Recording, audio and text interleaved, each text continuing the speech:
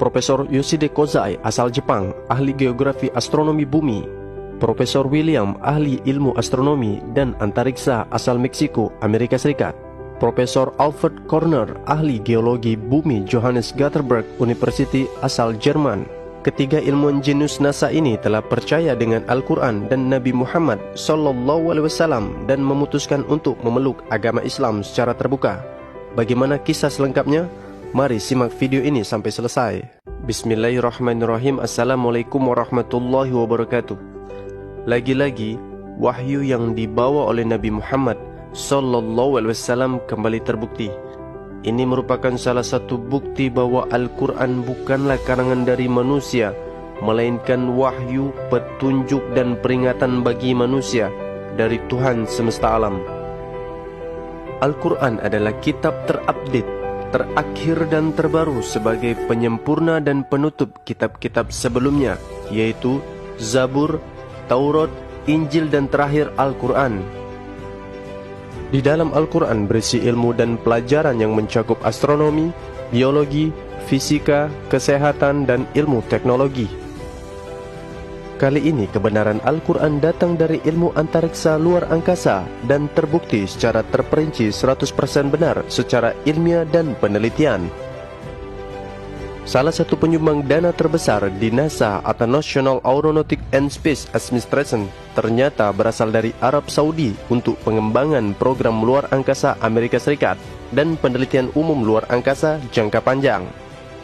Sebagai rasa terima kasih NASA kepada Arab Saudi atau umat muslim sebagai donatur pemberi dana terbesar pengembangan NASA, yaitu NASA mengikut sertakan Pangeran Sultan bin Salman, putra dari Raja Arab Saudi, Raja Salman bin Abdul Aziz As Saud, untuk ikut terbang mengorbit bumi tepatnya pada tahun 1985 menggunakan pesawat ulang-aling Discovery milik NASA yang diterbangkan dari Kennedy Space Center, Florida, Amerika Serikat.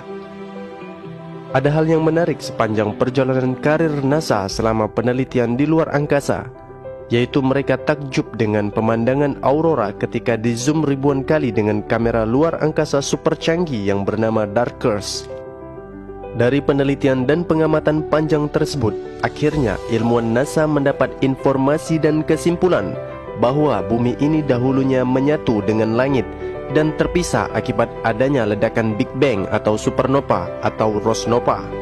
Salah satu ilmuwan ahli NASA sekaligus kepala penelitian eksperimen planet yang bernama Karner mengatakan bahwa kehidupan manusia di planet diawali dengan turunnya air. Maka setiap planet yang dituruni air, maka akan ada kehidupan di dalamnya, ungkapnya.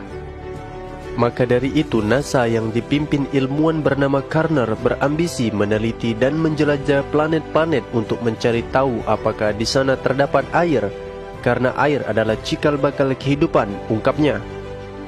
Ternyata sistem dan hal ini telah disampaikan oleh Nabi Muhammad SAW 1400 tahun yang lalu melalui Al-Quran secara terperinci dan 100% benar. Nabi Muhammad SAW diperlihatkan dan diberitahu oleh Tuhan semesta alam melalui Al-Quran, yaitu surat Al-Anbiya ayat ke-30. أَوَلَمْ يَرَ الَّذِينَ كَفَرُوا أَنَّ السَّمَاوَاتِ وَالْأَرْضَ كَانَتَا رَتْقًا فَفَتَقْنَاهُمَا وَجَعَلْنَا مِنَ الْمَاءِ كُلَّ شَيْءٍ حَيٍّ أَفَلَا يُؤْمِنُونَ. Yang artinya, dan apakah orang-orang kafir tidak mengetahui bahwasanya langit dan unsur-unsur pembentuk materi bumi itu keduanya dahulu adalah satu yang padu. Kemudian kami pisahkan antara keduanya, dan dari air kami jadikan segala sesuatu yang hidup. Maka mengapakah mereka tidak juga beriman?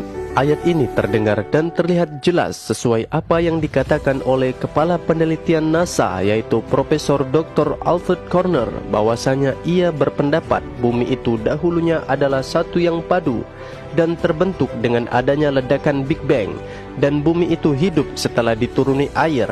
Maka setiap planet yang dituruni air, maka akan ada kehidupan di dalamnya, ungkapnya. Hal inilah yang membuat para insinyur dan ilmuwan barat terkejut sekaligus takjub atas kebenaran Al-Quran. Bagaimana mungkin seorang laki-laki bernama Muhammad yang hidup 1400 tahun yang lalu mengetahui sistem antariksa luar angkasa secara tepat dan 100% benar? Padahal pada zaman itu teknologi pesawat antariksa belum ditemukan dan belum ada. Dan berikut pernyataan-pernyataan dari ilmuwan-ilmuwan jenius NASA dari berbagai negara, Amerika, Jepang dan Jerman. Mereka percaya bahwa Nabi Muhammad benar-benar utusan Allah, Tuhan semesta alam. I find it very interesting that this sort of information is in the ancient scriptures of the Holy Quran, and I have no way of knowing where they would come from. But I think it is extremely interesting that they are there and that this work is going on to discover the meaning of some of the passages. Well, I would think it must be the divine being. Actually, I'm very much impressed by finding true astronomical facts in Quran. And for us,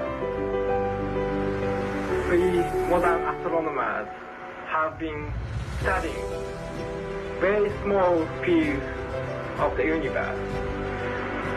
We concentrated our efforts for understanding of very small parts, because by using telescope we can see only a very few parts of the sky without thinking whole the universe.